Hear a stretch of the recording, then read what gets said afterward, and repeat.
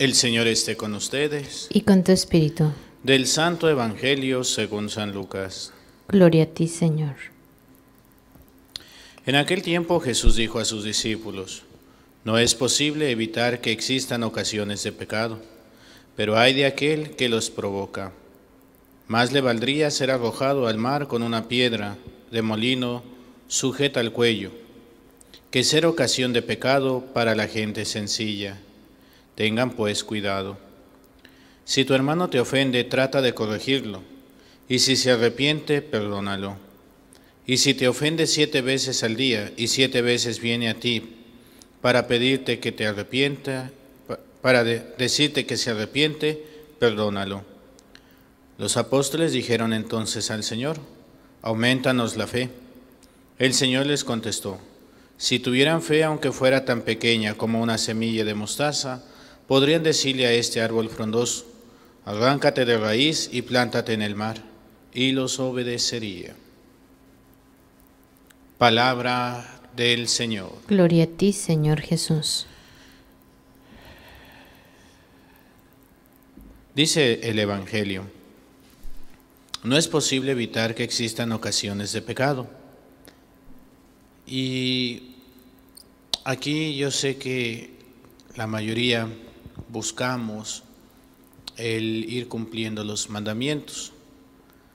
La mayoría de nosotros buscamos hacer el bien, buscamos ser buenos, porque queremos llegar al cielo.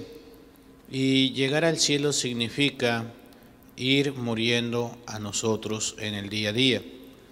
Ayer les decía yo en la misa, con referencia a la primera lectura de los Macabeos, ellos entregaron su vida a través del martirio. Nosotros también tenemos que ir entregando nuestra vida en el martirio, pero no en un martirio cruento. Si se llega a dar, pues bueno, pues que Dios nos ayude y seamos fieles en esa fe que profesamos, pero más bien en el martirio pasivo, en el martirio del día a día. Es decir, no necesitamos que nos maten como a tantos mártires que ha habido, sino que debemos ir muriendo a nosotros mismos en el día a día. Y cada uno de nosotros desde el lugar o la tarea que se nos ha encomendado. Por ejemplo, yo como sacerdote, como religioso, yo tengo que ir muriendo en mi vida en el servicio a mis hermanos. Yo sé que es importante que la gente vea a los sacerdotes, que el sacerdote sea cercano a la gente. Sé también que la gente muchas veces tiene su propio horario y nosotros como sacerdotes hemos querido poner nuestros propios horarios y a veces no coincide, porque resulta que las horas laborales de un sacerdote son las horas laborales de la mayoría de la gente. Por eso, pues es difícil que la gente pueda acudir, por ejemplo, a las confesiones, o pueda acudir por las bendiciones, o pueda acudir al sacerdote por un consejo, por una dirección espiritual, etc. ¿Por qué? Porque tenemos el mismo horario.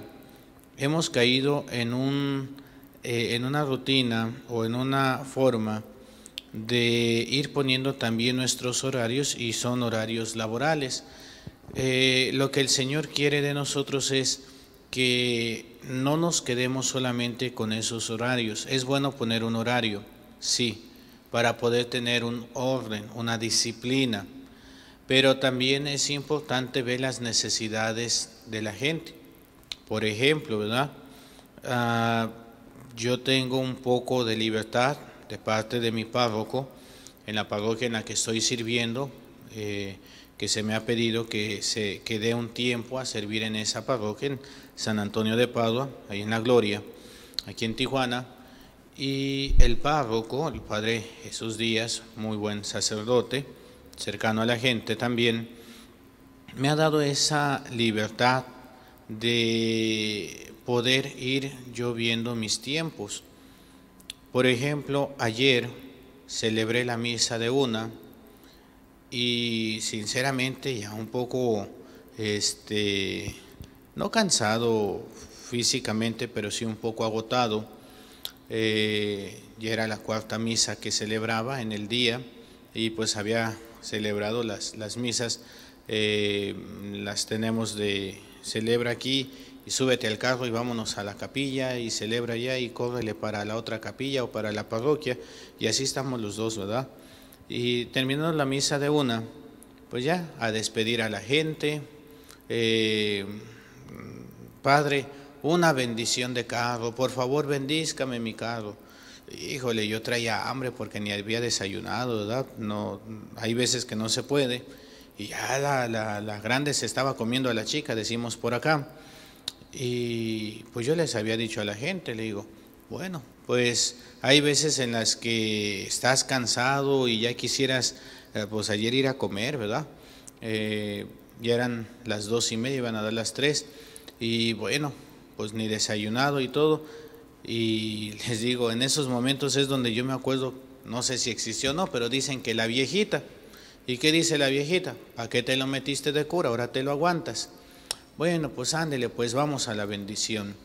Y después una persona, Padre, una confesión. Y ándele pues la confesión. Padre, un consejo. Y ándele pues el consejo. Ahí es donde uno tiene que ir muriendo. A veces no quisiera, sinceramente. Sobre todo los domingos terminamos cansados. No es fácil. Algunas parroquias tienen pocas misas, algunas otras tenemos más misas, ¿verdad? Por ejemplo, en la parroquia donde está Padre Junior, Padre Jorge Raimundo Camarena, pues creo que son 5 misas o 6 misas, entre 2 sacerdotes, 3 misas cada uno. Donde estaba anteriormente en Santo Toribio Romo, pues son 4 misas, celebraban 2 el párroco y 2 él. Pero aquí donde estoy yo, en San Antonio, son 16 misas. Entonces, el Padre Jaime celebra 5 misas, el Padre Jesús celebra 5 y yo 6. A veces nos cambiamos y el Padre Jesús 6 y yo 5. Pues es la cantidad de capillas que hay. Y si es cansadito, decía la gente, dice, ay padre, pero si nomás son celebraciones de misa. Y cuando se formó el consejo pastoral parroquial, pues estuvieron acompañando al párroco, y de repente dijeron algunos del consejo, ay padre, si es cansado, ahora los entendemos, ¿verdad? Sí, pues a veces creen que no. Pero bueno, ahí es donde uno tiene que amar a Dios. Y Dios te va dando momentos muy bonitos. Recuerdo, por ejemplo, fue a principios de este año que estaba una de las ministros, Padre, mis enfermitos se quieren confesar. Y yo, nada más déjeme checar con el Padre. Padre, es que los enfermitos se quieren confesar. Digo, ay, ya sé, nomás déjeme decirle al Padre. Y pues ya por fin tuve un día, dije, le hablé, ¿saben qué? Chequen con sus enfermitos, este día va a ser de visita de enfermos. Le comenté al padre, padre, voy a ir a visitar enfermos. Me dijo que estaba bien. Y bueno, pues me fui a visitar enfermitos de una ministra, a los enfermitos del otro ministro. Pues ya fue confesar, fue en un lugar bendición de casa, bueno, pues a bendecir la casa. Y ya llegué a la parroquia y de repente así como que sentarte después de toda la mañana de estar para allá y para acá, y me dice la secretaria, padre, hay una bendición. Le digo, no, una visita enfermo. Le digo, ok, voy a la 1. Y me dice la secretaria, padre, dijo el Señor que se está muriendo, y si vas mejor ahorita. Y así como que, ay, pero si me acabo de sentar. Bueno, está bien. Digo, páseme el papel, no me deja ni descansar.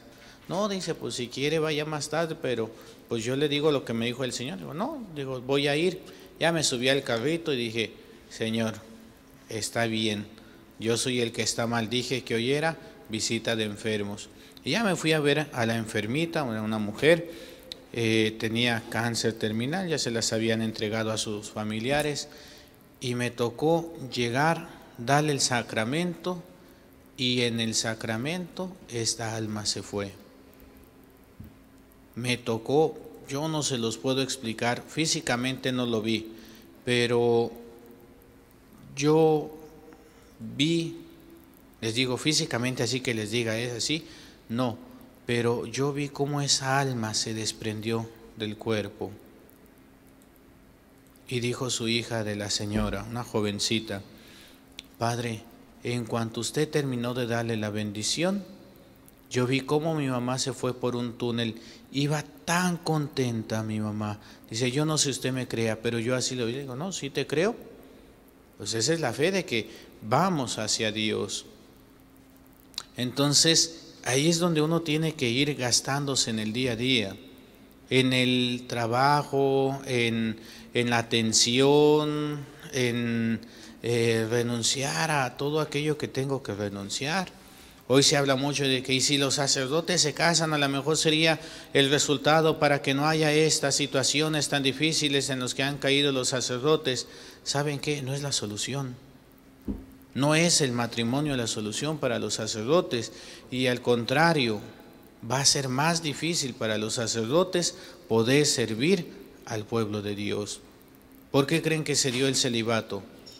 Porque se tiene comprobado, los primeros siglos de la iglesia, los presbíteros se podían casar y se vio que no era lo mejor para poder servir. No es un dogma, no es un principio teológico, un principio dogmático, no, es la práctica de lo que se ha visto, y por eso se pone el celibato, y lo dice el mismo Señor. Algunos son eunucos por voluntad para servir al pueblo de Dios. Entonces tengo que aprender a renunciar. Decían el otro día en las pláticas ahí con sacerdotes, pues es que nunca nos mintieron, nunca nos taparon la verdad o nos dijeron algo que no. No, desde que entras al seminario sabes muy bien que vas a renunciar a una familia propia, no vas a tener esposa, no vas a tener hijos. Tienes que renunciar incluso a tu familia, ¿verdad? A tus papás, a tus hermanos. No que no los vayas a visitar de vez en cuando. Pero algo que decía muy claro don Rafael: ustedes son ordenados para la iglesia, no para su familia. Y eso es importante. Aquí en Misioneros de Jesús y de María, desde que entras te tienes que cortar el cordón umbilical. ¿Por qué? Porque tu familia es la comunidad. Eso que nosotros somos cercanos a la gente y que hay el grupo de los colaboradores y de los amigos de Monte María y todo, sí, pero quien es mi familia es mi comunidad, y esa a quien yo me llevo, a quien yo me debo primero. Ahora, así como yo en el sacerdocio, y luego también, ¿verdad? Porque sucede, no es que no, los padrecitos muy santos y ya a través de la ordenación se hicieron santos. No, también vamos luchando por esa santidad. Hay veces que vemos gente que viene y dice, ay Dios mío, decía uno de niño ahí en la escuela, ¿verdad? Cruz, cruz, que se vaya el diablo y que venga Jesús. Pues a veces vemos ciertas personas y ay, cruz, cruz, que se vaya y venga Jesús, ¿verdad? Sí, también hay personas con las cuales somos más afines, personas que nos son más difíciles de atender, sobre todo cuando tú les explicas de una manera y de otra manera y de otra manera, pero es que no entiendo, ay Dios mío, ¿y ahora cómo, verdad? Pero incluso a estas personas hay que atenderlas con amor, hay que atenderlas con paciencia, hay que saber escuchar también. y tanto a unos como a otros, ¿verdad? Por ahí había un padrecito que, pues tiene dinero, sí, lo atiendo. No tiene dinero, no, que regrese otro día. No, pues si el dinero no hace distinciones, no. Al que tiene y al que no tiene, al que está joven y al que está viejito, al que está sano y al que está enfermo. Y da esa satisfacción el Señor. Ahora, ustedes también tienen que ir siendo mártires en el día a día, en su familia, con su esposo, con su esposa, con sus hijos. Ahí es donde ustedes también tienen que mostrar ese amor de Dios. En estos días decía una persona, una mujer: Padre, pues es que mi esposo se enoja porque voy a la iglesia y porque voy a los retiros y porque, pues, deje de ir. Ay, Padre, pero tengo que seguir a Dios. Sí, pero tengo que seguir a Dios en mi familia. Yo les digo a los novios cuando se están casando: después de Dios, lo más importante para mí es mi esposo. Después de Dios, lo más importante para mí es mi esposa. Así tiene que ser. Incluso más importante que mis hijos, porque a veces, pues es que primero mis hijos. No, señorito, no, señorita. Primero son su pareja. Porque en la medida que ustedes como pareja estén bien, los hijos van a estar bien. Pero si ustedes como pareja no están bien, los hijos no van a estar bien.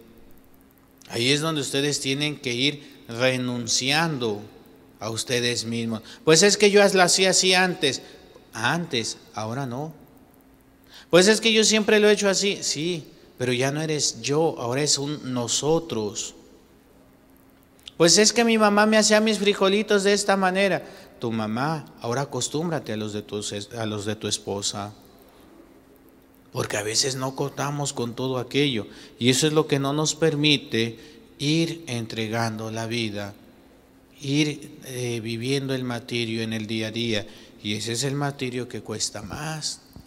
Porque tengo que renunciar a todo. Y dice el Señor, ¿verdad? Aquel que quiera venir en pos de mí, que renuncie a todo, que renuncie a sí mismo, que tome su cruz y que me siga. Si no estoy dispuesto a renunciar a mis pensamientos, a mi manera de ser, a mi forma de hablar, a mi forma de hacer las cosas, pues no te cases. Ay, Padre, pues sí, porque el matrimonio significa una renuncia. Voy a renunciar a mí para empezar a vivir el nosotros. Ya no soy yo, ya lo importante no soy yo, es nosotros. Y una vez que llegan los hijos, como familia. A mí me da pena cuando dicen: ay, Padre, es que mis hijos me desesperan. Caray, pues ¿cómo estoy viviendo mi ser papá, mi ser mamá? Yo sé que hoy la sociedad se tiene que dividir. No tendría que ser así. Si lo vemos desde la visión de Dios y la confianza en Dios, no tendría que ser así. Pero bueno, la mayoría de la gente está viviendo así. Tengo que dividir mi tiempo entre mi trabajo y mis hijos. Y a veces es más importante mi trabajo que mis hijos. Por eso es de que hoy desesperan. Por eso es de que no hay ese conocimiento de los hijos. A veces van creciendo los hijos y tú no sabes ni siquiera qué es lo que le gusta, cómo le gusta, qué amigos tiene, qué es lo que ve en la televisión, qué es lo que ve en el internet, cuáles son sus pensamientos. ¿Por qué? Porque no tengo tiempo para mis hijos, porque el trabajo me está quitando el tiempo. Después no te quejes. Ayer yo antier les decía a los papás que fueron a bautizar, y ayer se los dije también a la gente. Digo, discúlpenme, fui muy fuerte, a lo mejor fui grosero, pero la verdad ahí está, ¿no? Y las personas: gracias, Padre, porque es verdad. Yo les dije: miren, papás, ustedes traen a estos niños a bautizar. Y qué bueno que los traen a bautizar, pero que no sea por costumbre. Ay, porque se tienen que bautizar. Y luego aquí en Tijuana me ha salido con que es que se bautizan al año. ¿Y quién dijo que al año? En cuanto nacen ya hay que ir viendo lo del bautismo. Pero, ay, pues es que los traen a bautizar al año porque tiene que ser al año. Y después ya no los vuelven a traer a la iglesia hasta que van a estudiar su catecismo para hacer su primera comunión, su confirmación. Ahorita en Tijuana son 4 años de estudio. 2 años para la comunión, 2 años para la confirmación. Están 4 años en la iglesia, hacen su confirmación y muchas veces no se vuelven a parar en la iglesia, si son jovencitas, hasta los 15 años. Si son jovencitos, pues hasta más o menos si les toca ser chambelanes, ¿verdad? Pero de ahí, ¿cuándo se vuelven a parar en la iglesia? Cuando se van a casar. Se casan y luego vuelven a venir a la iglesia hasta que los traen de patitas para adelante, encerrados en un cajoncito. Misa de cuerpo presente. Y ahí ya no se pueden quejar porque ya no pueden ustedes, a veces me los traen a fuerzas. Que no sea eso. ¿Dónde está mi deber? En el bautismo yo les dije, ustedes se están comprometiendo a 2 cosas, educar a estos niños en valores y en la fe. Y ahí viene lo que les dije. Papás, estos niños que ustedes traen a bautizar y esta niña que vienen a presentar, porque había una niña que llevaban a presentar, son responsabilidad de ustedes porque ellos ahorita no saben. Papás, ustedes tienen la obligación de educar a estos niños. Y depende de la educación que les den, el día de mañana van a ser unos buenos ciudadanos o buenas ciudadanas, unos buenos hijos de Dios o unas buenas hijas de Dios, o van a ser los delincuentes, narcotraficantes, secuestradores, asesinos, rateros, defraudadores del día de mañana. Depende de ustedes, papás. Yo sé que suena fuerte, pero es la verdad. ¿Qué estamos haciendo con nuestros niños? A mí me duele mucho esto de las noticias. Hace 8 días aquí en Tijuana, 3 adolescentes asesinados, 14 y 16 años. Ahorita estaba viendo ahí el periódico, ayer balacearon a otro niño de 14 años. Bueno, ya es un jovencito. Agarraron hace poco, no me acuerdo en qué lugar, no fue aquí en Tijuana, fue en otro estado, un sicario de 12 años. ¿Dónde están los papás? ¿Dónde está la corrección? Tengo una prima, 36 años. Tiene una niña, creo que de 5 años. Ay, no, porque se va a enojar mi hija. Ay, no, porque me puede pegar mi hija. Ay, no, porque me va a hacer esto mi hija. Oigan, 36 años y le tiene miedo a la niña de 5. Les decía ayer a la gente, a ver, levante la mano, nada más por pura curiosidad, pero sean honestos, no se echen para atrás. ¿A cuántos de ustedes les dieron una nalgada, un cinturonazo, un chanclazo, un palazo? Porque antes los papás pegaban con lo que encontraban, ¿verdad? La mayoría de personas levantó la mano. Oigan, ¿y ya fueron al psicólogo? Porque dicen que nos quedamos traumados, Yo estoy en contra de la violencia familiar, no se debería de dar. Pero también reconozco que una buena nalgada, un buen chanclazo a tiempo puede evitar los males del futuro. Y eso es ir muriendo. Saber educar a tus hijos es una de las primeras cosas que es obligación y que Dios te va a pedir cuentas. Y a los padrinos también. ¿Dónde están los ahijados? ¿Cómo están los ahijados? Y líbrenos Dios a los que somos padrinos. Porque ¿qué testimonio le estamos dando a los niños? ¿Dónde están? ¿Qué ha sido de ellos? Dios nos va a pedir cuentas de cada uno de ellos. Si ser padrino nomás es, ay, pues no te preocupes, nomás echas el bolo y ya estuvo y le das su domingo cada 8 días y un buen regalo en el cumpleaños. No, eso no es Eso no es ser padrino. Si no quieres, no le des nada material. El testimonio, la educación. Hermanos, ¿qué tanto estamos nosotros viviendo el martirio en el día a día? Debemos ponernos a pensar, ¿lo estoy cumpliendo o no lo estoy cumpliendo? ¿Estoy dando gloria a Dios o no estoy dando gloria a Dios? Y eso es renunciar.